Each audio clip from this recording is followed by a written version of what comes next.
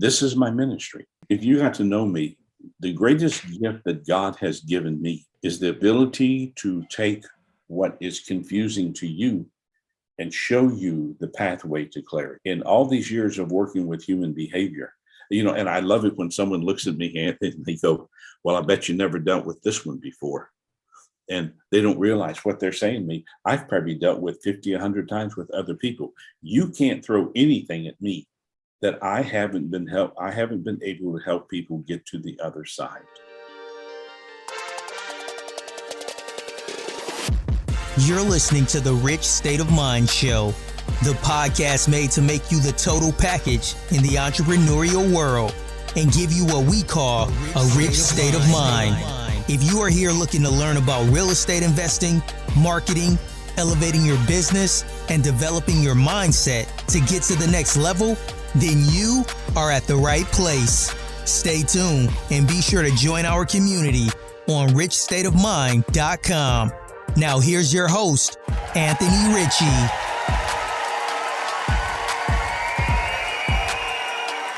Hey everybody, welcome back to another episode of Rich State of Mind, where I'm talking to Richard Flint. Richard is a chairman and CEO of Flint Incorporated, a company specializing in the training and development of individuals, companies, and associations. He has had the opportunity to address people in talks and seminars throughout the entire United States, Canada, Australia, New Zealand, and Europe. And as a keynote speaker and seminar leader, he addresses more than 200,000 people each year. Richard has studied, researched, written, and spoken for the last 35 years in his field of expertise, which is human behavior and development. So this is another, rich state of mind type episode. So throughout those years, his programs in business leadership management, customer care, sales, ethics, motivation, organization, and personal relationships. He has made appearances as well in over 100 radio and TV shows, as well as hosting with his acclaimed podcast, Let's Talk Human Behavior. So please, as always, enjoy this show. Richard has a different perspective on life that I think you're going to appreciate. And thank you for listening. Hey, Richard, thanks for taking the time this morning, this Saturday morning, both early morning for the two of us, since you're on the East Coast as well. If you could just tell us a little bit about yourself and what you do.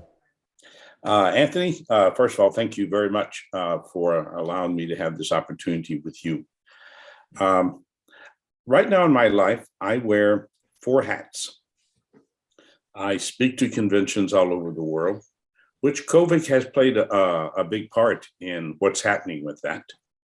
I write books. I've written 19 books. I'm working on my 20th right now, which is going to be entitled, So What's Your Excuse? And then I take on a select group of people every year that I mentor and become their personal mentor for 1 year of their life. And then I do a series of small group retreats that are limited to 15 people that deal with issues that are emotionally inside of us that we don't know how to handle. My background is I used to work on the staff of a very, very, very, very large church here in the Palm Beaches where I am today, and left that and ran a private counseling center for a few years and wrote some magazine articles that got some international attention. And Anthony, I started getting people that would ask me if I would want to come and share my research with them, because my expertise is in the area of human behavior, which everything in life is about human behavior. I did that for about 3 or 4 years, and then I decided God was giving me this opportunity, so it was a once-in-a-lifetime opportunity. So that was 34 years ago, and since then I have been traveling this world, sharing my research and my insights, looking for a select group of people, Anthony, because I'm asked all the time, what percentage of people do you think are really committed to wanting to improve their life? 2%. I was going to say 1, but okay, yeah. 2. 2%. And I look every day for that 2%, because the rest of the world wants to talk about what they're going to do. They want to fantasize about doing it. But when it comes to paying the price, they don't want to do it. And so everything that they talk about, and if I'm a bottom line person, if you talk about it and say that's what you want, you don't do it, then you're lying to yourself and you're lying to other people. And this is why I'm known worldwide. You ask anybody who knows me, what do you remember about that guy? They'll tell you 3 words: behavior never lies. That the essence of truth in the human life is all about behavior. You can say anything you want to say, but the real definition of life is behavior. And that's what gets people in such a mess in their life, is that they're working from the outside in, not the inside out. And they don't seem to understand the difference, the mindset that creates. What is that? What is the difference between the two? Well, if Anthony is living outside in, then he's controlled by all of the outside forces and people's opinions and his need to do this for people or his need to be this way. And so he's never really Anthony.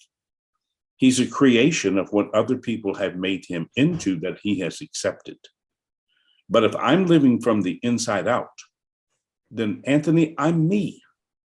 My number one philosophy in my life, and I have 18 that hold my life together, is why spend my energy being a carbon copy when I'm the original? God created me to be an original. But to do that, I've got to understand that in life, there are only two foundations that people can stand on. And Anthony, if any of your listeners can come up with another foundation to build your life on, I wish they would share it with me. I've spent 35 years studying human behavior.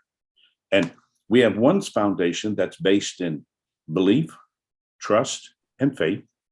And a second foundation that's built in doubt, worry, and uncertainty. And doubt, worry, and uncertainty is outside. It's controlled by everything going on around our life.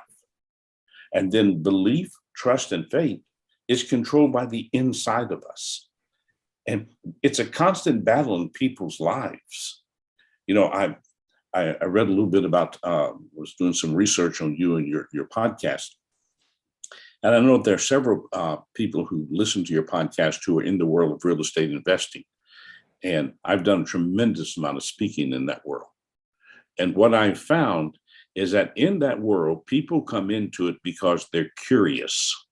But the interesting fact in curiosity can be a negative because it's driven by possibilities. And if that possibility doesn't happen, then all of a sudden, the excitement that I've had is gone. Yes, this is true.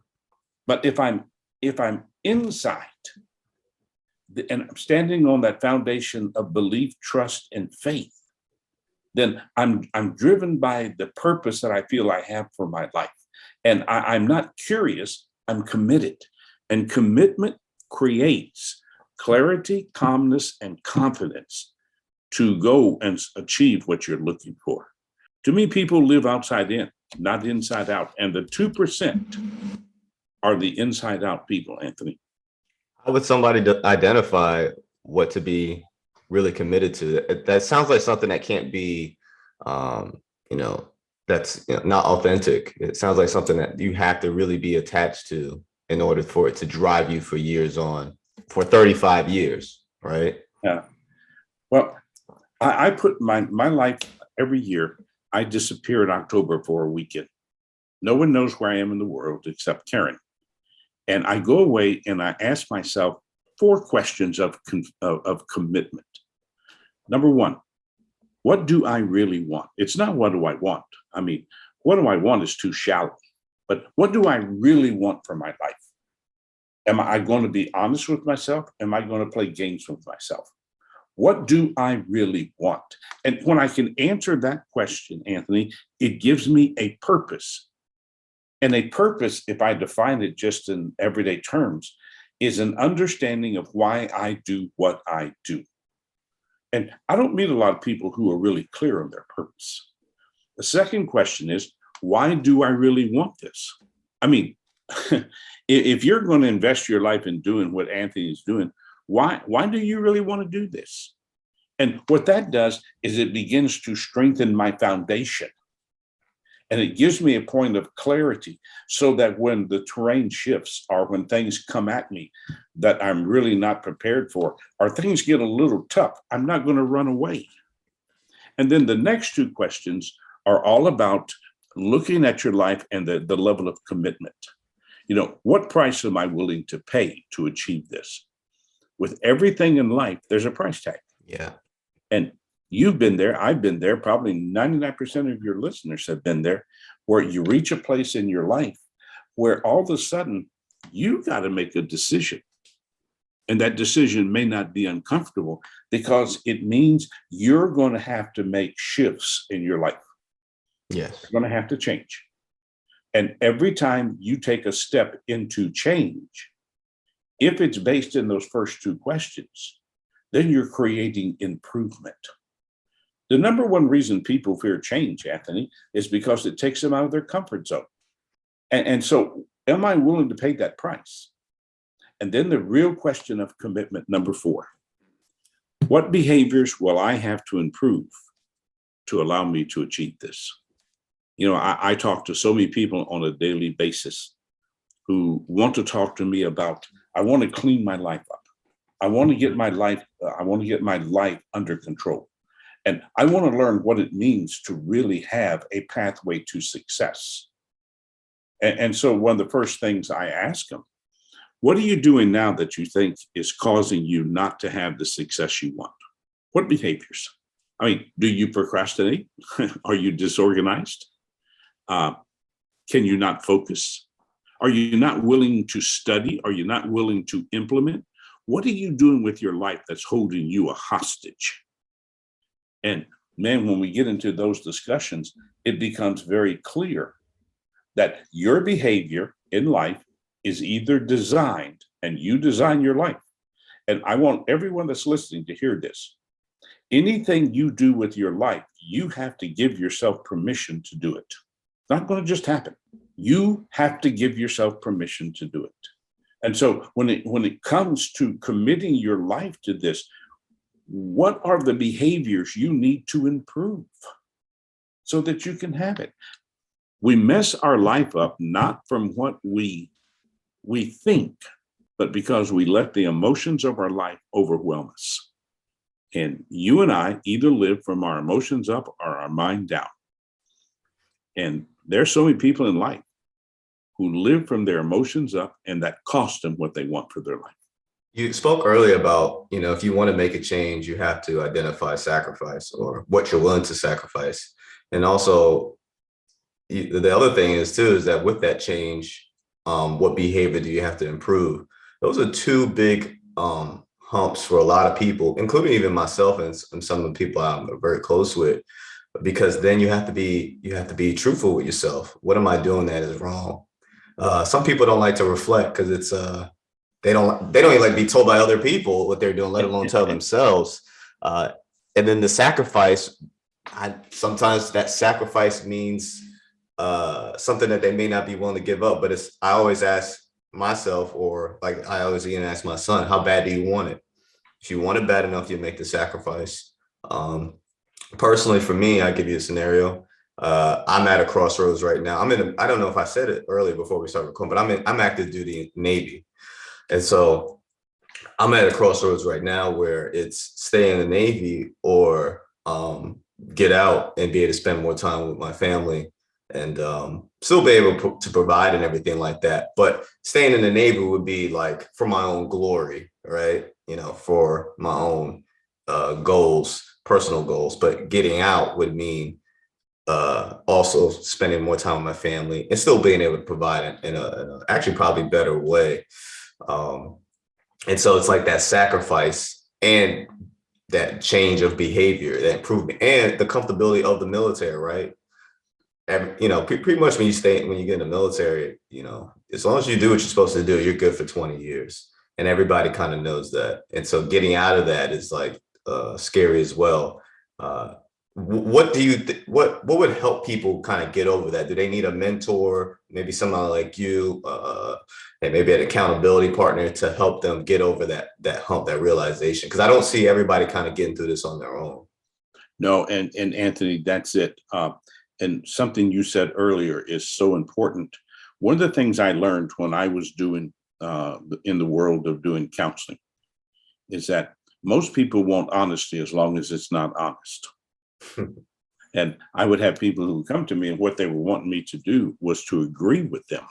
And truth comes from the inside. Like in your scenario, this is a big decision for you. stay in the Navy, and there is a point of security that goes with that, big security. Or do I step outside the Navy and maybe have more time for my family and more time to do some of the things that I'm really passionate about? So if you take it back to my questions, what does Anthony really want for his life? And no one around you can answer that. Yeah. Everybody can give you an opinion, but that's all outside in. I mean, this is, what does Anthony want for his life? And most people stand at these crossroads more than they think. And the challenge is, Anthony, you can't handle it by yourself. You need someone that has the knowledge to ask you the right questions. And life is driven by questions. And sometimes the questions are designed to confuse you, not to give you clarity. And it all comes back to Anthony knowing Anthony. And how much does Anthony believe in Anthony? Can he believe in himself enough to say, you know what? These are the pros of staying in the Navy. These are the pros of getting out of the Navy. And which one of these really mesh with what I want for my life? And you've already, in some ways, answered the why, because you'd like to spend more time with your family, and there may be more things you want to do with your life. Now the question becomes, what price are you willing to pay? Are you willing to give up what is that point of security in so many ways in order to have the freedom to be what Anthony wants to be? Yeah, I am. And that's why we have like a plan set in place where there will be a 2-year grind between some of our entrepreneurial ventures that we're working on right now to set ourselves up. So if I have to stay in, then okay, cool. But definitely the plan is to set up to where that is not the first option. Well, see, that's the price tag, is it not? Right there is the price tag.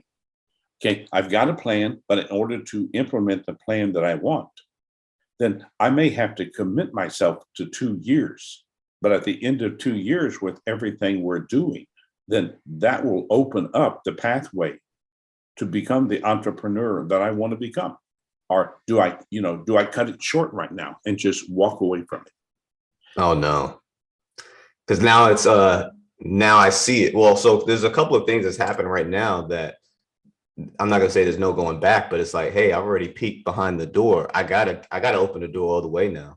I have to prove not only to my family, but myself that this is possible without the massive security blanket of being in the armed forces. And I'm big on, and as I say this, there's been a few people that I've interviewed that are either prior service and they got out, or they went to the reserves, where I can't get the years back with the kids. I could always go back into the military if I wanted to a certain age, obviously, but those years I can't get back with them. And I rather spend those years with them, vice, like I said, going out there on my glory to, for the mission to make rank. My wife asked me a particular question, and I appreciate her. And that's why I said earlier, I don't see people getting through this on their own without some type of accountability partner. But she had asked me, she said, years ago, when I met you, you said you wanted to pursue your naval career and the trajectory you're trying to go so that you can provide your family with a better quality of life. Well, you've shown me that you can provide a better quality of life outside of the Navy. From what we were able to do last year on the side with real estate and other business stuff in 2021. So she said, that's no longer you staying in the Navy and going that way that you wanted. I've seen you do a better way that could provide more time for you and your family. So what are you doing it for now? And it took me about a week to get back to her and tell her that it was for myself, and that, yes, I think the best way to still provide a great quality of life for my family, still provide some type of fulfillment for myself, because she is big on also making sure I'm happy within myself and not always, me as the man trying to fix and sacrifice everything and make myself miserable to make sure everybody else is happy, while still being able to be there. So that's what I want. I'm big, and this definitely came from my upbringing, big on quality of life, focuses on family. I'm big on structure, discipline. But in order to implement that, you have to have time, you have to have energy. My father, very religious man, and him and I talk about, you can't, this is my thought process on if whatever religion you want to find or whatever thing you believe in, it's hard to focus on what your beliefs or your religion if you're tired and always need resources because you're always trying to work. If you figure out the time and the resource part, you have more time to focus on your passions, your beliefs, your family. And so my goal was to eradicate the issue of time and resources so I could focus on those things. And this is the beginning of that. So that's why I'm kind of excited for these next 2 years. And I understand the sacrifice that comes with it. You know, I average about 5 hours of sleep, but I do that now while I'm 31, so that when I'm 41, I can get some 8 hours of sleep. And Anthony, a couple of things to what you said. Here's one of the things I see that limits a lot of people, and limitations are self-imposed. We're limited whenever we are working against what it is we really want for our life. And what you really want is more than a guess, it's a commitment. And again, that's where so many people break down. And what I hear you talking about is the commitment. But so many people walk up to the door of opportunity, and rather than reaching out and opening the door, they wait for someone to open the door for them. And this is why you hear so many people talk about, I should have, I could have, I would have, is because they're standing there waiting for their ship to come in, and they don't even live on the water. So how would they know if it docked? And then the other thing to what you're talking about, I believe that everyone lives in 4 rooms in their life. Okay. Business room, which is the number 1 room of mental stress. Family room, which is the number 1 room of emotional stress. Social room, where you're supposed to have that room to go to unwind and to relax. And like you said, you're going to your son's soccer game this afternoon. That's a social room. You go there and you have fun, you unwind, you relax. And then you have your personal room, which is the room where you go by yourself. And the challenge with most people is their life is out of harmony. And everybody wants to talk about balancing your life. I don't talk about balancing your life. I talk about finding harmony in your life. And if I'm going to design my life for harmony, my first room has to be my personal room. Because if I don't have time for me, I will soon resent what other people want of me. And your personal room is where your dreams are born. Everything Anthony will ever want to do with his life will come from that personal room.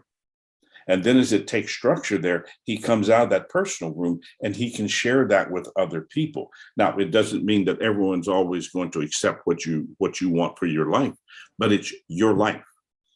Second most important room is your family room, because that family room is where you find love. It's where you find acceptance.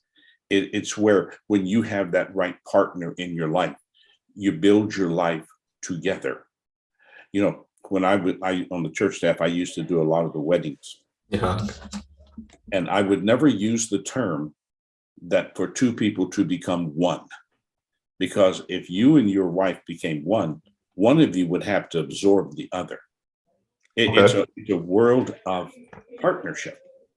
Relationships are partnerships. And it's never 50-50, because you're wrong most of the time. You know that, don't you? Yeah. Yeah. But it's where that conversation that your wife has had with you, powerful conversation. And then your third room is your business room. And your fourth room is your social room, if you're going to put it in the right order. And, but it all comes back to, what is it that you really, really, really, really, really want for your life? And then once you can answer that question, then you can have the time to share it with other people around your life. And you go into that family room and your wife believes in you. She's watched you. She knows your commitment. And so you go to her and y'all talk and you get that support. That's one of the challenges in so many families, even in career choices, like real estate investing. So many times I've seen couples where one wants it and the other doesn't want to support it. So how do you become successful in life if those around your life aren't supporting the dream that you have for your life? And for me, it was a pitch. I had to pretty much communicate in a way that best, persuaded her. And so she likes to see things written out. It's all in my head. I got it all figured out. I'm going to move. And if she wasn't around, I probably would just operate like that. Maybe make a few notes in my notebook here, but but she likes to see like, no, I need to see the numbers. I need to see blah, blah, blah, blah. And she saved me because I'm a big risk taker, not too much, but I am a big risk taker because, I think if you play big, you win big. And she's kind of the one like, hey, let's slow it down a little bit. Like I was just about to try to do an arbitrage I was like, hey, I could get an apartment like tomorrow, turn it to Airbnb, blah, blah, blah. She's like, hey, but don't forget, you got the franchise, you got the business, you got the podcast, you have work, you have the kids. Let's wait till one of these other things are solidified and then we move on. She's big on mastering things first before we move on to the next. That way, something that we already are juggling is not, it doesn't fall through because, easily with the 3 kids, things can get kind of crazy. Everybody has their own activities. Well, and this is one of the reasons, Anthony, that I put so much of my emphasis on pace. That if the pace of your life is too fast, you can't manage it. Yeah. If you can't manage it, anyone else involved in your life is going to be confused. And when I take on my private mentoring students, first thing we examine is the pace of their life. Is your life moving too fast? Are you managing your life or is your life managing you? Are you living because you're looking at fantasies, or do you really have a dream? Yeah. Do you want this or do you want to just talk about it? And one other thought here. One of the things that I find that holds people so much of a hostage is the term fear. And fear, when you look at doubt, you look at worry, you look at uncertainty, they're a byproduct of people becoming frightened to do what they say they want to do. And from the day that I was born to the day that I die, and for Anthony, from the day he was born to the day that he dies, he's going to be challenged by 6 fears. And those fears, if not understood, can hold you hostage. The fear of the unknown, because, you said you're a risk taker. And I like the choice of your word. You're not a gambler. You're a risk taker. And a risk taker is someone who does their research and they have a plan in place. But for most people, they live in the unknown because their life is not structured. Their life is not organized. They're not dream driven. They're moment driven. And so the unknown paralyzes them. And then there's the fear of abandonment.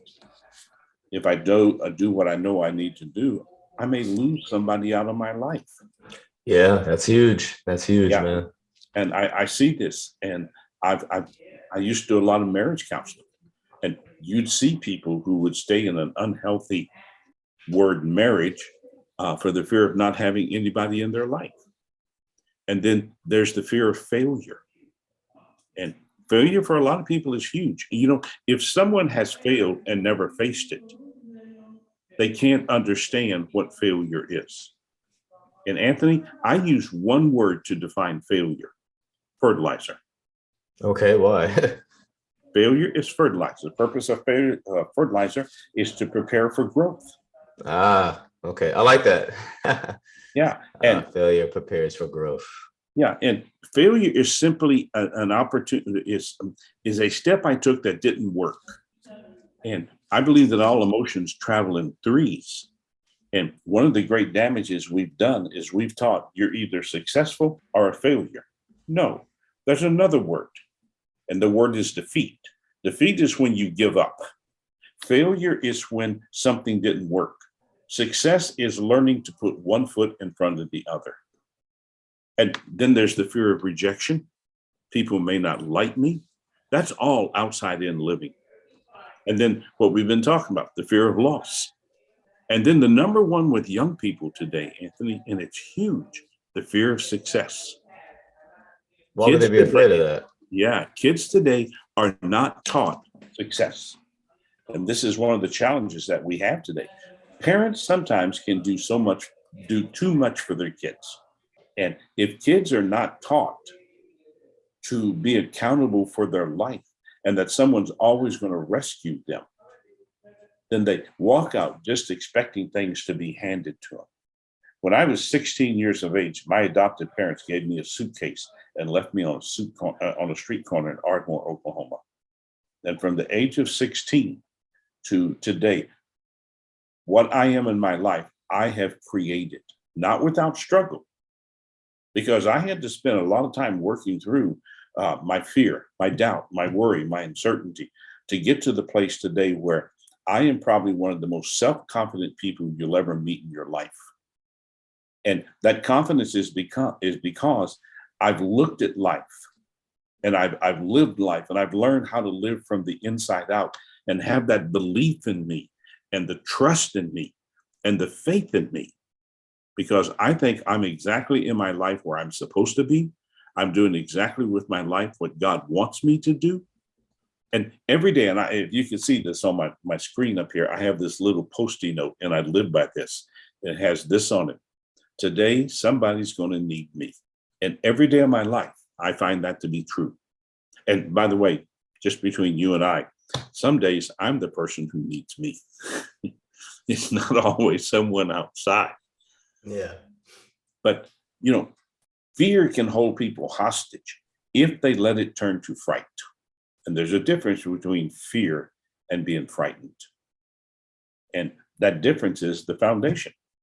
If I'm standing on doubt, worry, and uncertainty, every time I look at something in any one of those fears, it causes me to live from my emotions up. But if I'm living on that foundation of belief, trust, and faith, fear slows me down. It says, Richard, you need to take a deeper look at this. Slow down. Don't run into something until you know you're prepared for it. And fear has a positive and a negative side to it. I'm going to have to quote that on LinkedIn, and then are you on LinkedIn? Yes. Okay, I'm going to have to tag you as the originator of that quote. But I think fear is fertilizer is a good way to flip it on its head. I think people look at fear and because they're afraid of the unknown, the success, the loss, the rejection. I know rejection is pretty huge. It took me a while to be on, start recording videos just off the rejection of being on camera, how people would receive me. So I understand that. And I think that's a great way to kind of look at it. Yeah. I mean, because if you work at your life from the inside out, every time you run into an obstruction, you pause, you look at it, you examine it, you find the lesson in it. The difference between a problem and that which allows you to succeed is how am I looking at it? Am I looking at it from my emotions up or my mind down? I don't have problems. I have opportunities. I have possibilities. But if I have a problem, then I just dump all of this negative emotion into it. And you know what I'm going to do then, Anthony? I'm going to blame you. Yeah. You're the reason I have this problem. When all in reality, and back to what I said, anything you want to do with your life, you have to give yourself permission to do it. Boy, and I tell you what, if people accepted that and people would live by that, they'd understand there is no one to blame. I could blame my mother for the life that I've had. But why do that? Because then I'm living outside in and I'm not learning from the experience. I am today because of how I have handled my yesterday. Yesterday is a reference library, not a room to live in. Yes. And how many people do you know who live in yesterday? So many people. Yeah. Even for myself, for years, my motivation was off of my upbringing. And it took me into my 20s to kind of get past that and kind of start to kind of make my own way as to why I have my motivations. I am who I am, partially because of my upbringing. But at the same time, don't let it be the reason why I don't dwell in it. Don't let it be the reason why that holds me back. Earlier, you had mentioned that 2% of the people are really, really committed, right? Or the 2% committed. Correct. Okay, so out of those 2%, what you teach, are you trying to unlock that 2%'s potential, or are you trying to make it more than 2% based off your teachings? Well, when I first started this, Anthony, I thought that I was going to change the world. And I remember the second presentation I ever did was for the Georgia Real Estate Association. And I was teaching a course on real estate in the family. And I finished my presentation. It was a 2-day presentation. I finished the first day, and I was packing up. This lady came running up to me, and she was shaking these papers, and she got to me and she started hitting me with the papers. And she said, "I don't know what they're paying you to be here, but you ought to give the money back. You are the worst thing I've ever listened to in my life. And here, take these papers, because this is what I think of you." And she just sort of threw them down in front of me. Well, that night, I made the mistake of reading them. And it was horrific what she was saying. And the next morning, I had to do the second part of the presentation. I was setting up the room, and I looked up, and the door opened, and here she came, and she had more papers in her hand. And I thought, my God, she's written an addendum. And she came up to me and she said, "I am so sorry." She said, I was wrong with you yesterday, but I'm going through a horrific divorce. And everything you said was what I needed to hear, but I didn't want to hear. And I've come to the realization that most people, Anthony, want to talk about what they're going to do with their life. They don't want to do it. And I want the world to change. And I want my presence. I mean, the statement of respect that I think the greatest statement that could ever be paid to you in respect to you is that you have a positive presence that's present when you're not present. I think it's the most powerful positive statement that can be said about somebody, that you have a positive presence that is present when you're not present. And I learned in counseling, doing counseling, that the people who came to me who just wanted me to agree with them were not looking for help. And so what I have learned over the years is I will talk with anybody, but if I see that you're not serious about wanting to improve your life, then I'm going to walk away from your life. And my background is in theology, and so I keep coming back to the fact that when Jesus was with a group of people and they didn't want to listen, what did he do? He shook the dust off his shoes and he walked on. He didn't try to convince. So what I look for every day are those people that are really committed. And we introduced it this past weekend at my leadership retreat. But for a year and a half now, Anthony, I've been working on a mastermind group that is limited to only a certain group of people. And I will interview anybody who wants to be part of this group. And if I don't think you're ready for me, I'm not going to take you. But it's all about learning the 5 shifts you have to make in your life in order to have the success that you want. There are 5 mental shifts that people have to make. But to do that, man, you got to want it. You got to want it. You can't just talk about it. You got to want it. And, in the world where you live and with what you're doing with your life, I would imagine you hear a lot of people who talk about what they're going to do with their life. And then when you look at their behavior, they're not going to be able to do it. Yeah.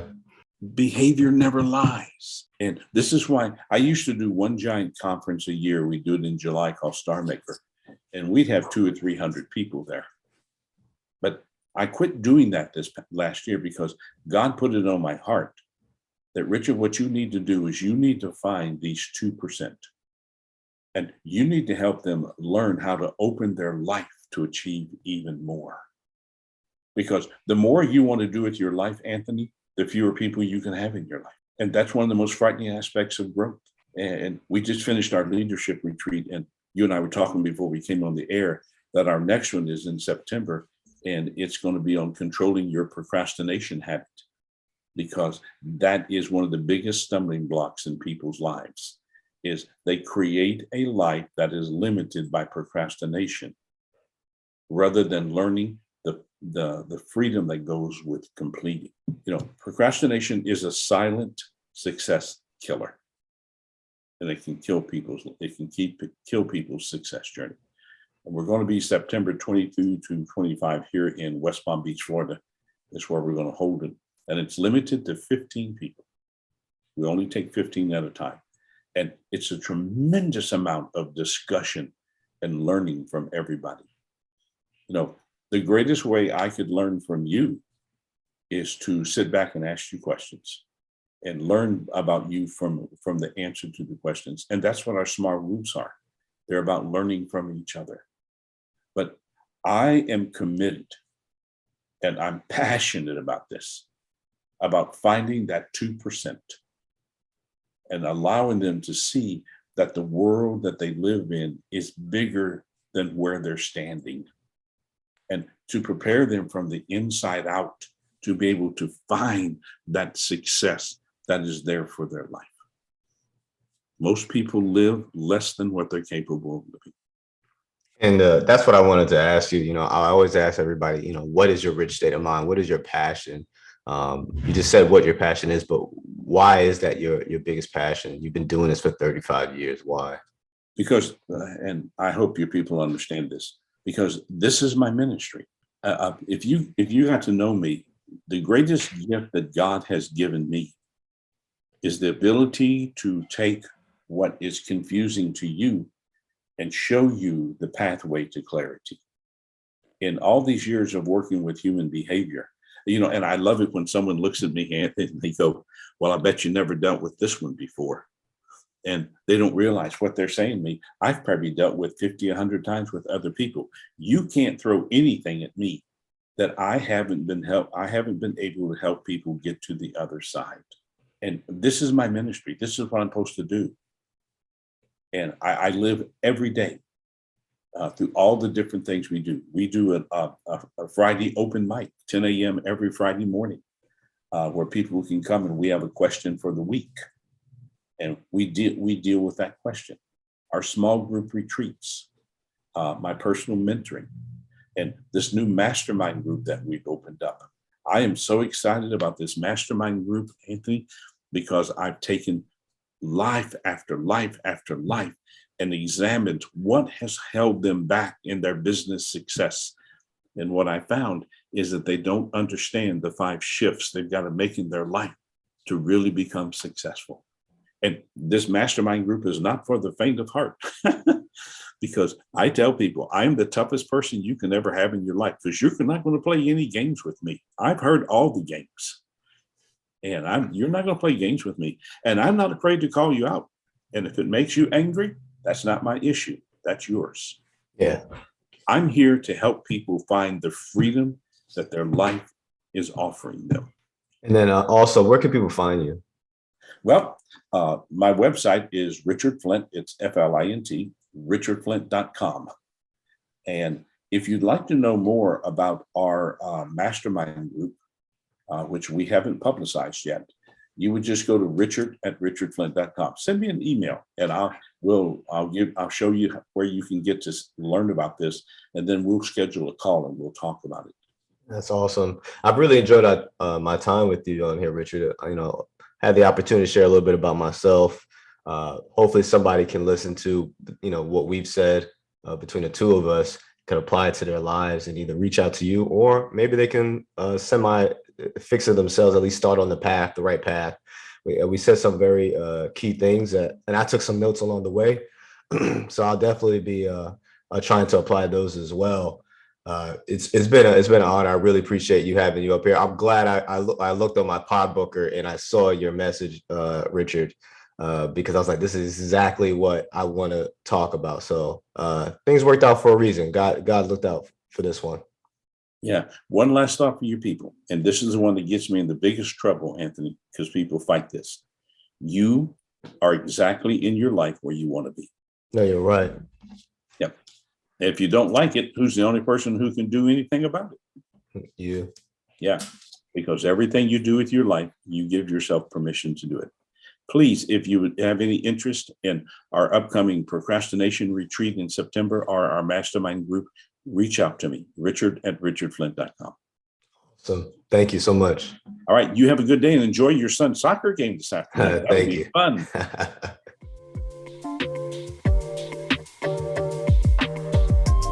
Thank you for sticking with us from the start of the episode. Please share our show with friends and family, visit our YouTube channel, and view more of our content on richstateofmind.com. See you next week on the Rich State of Mind Show.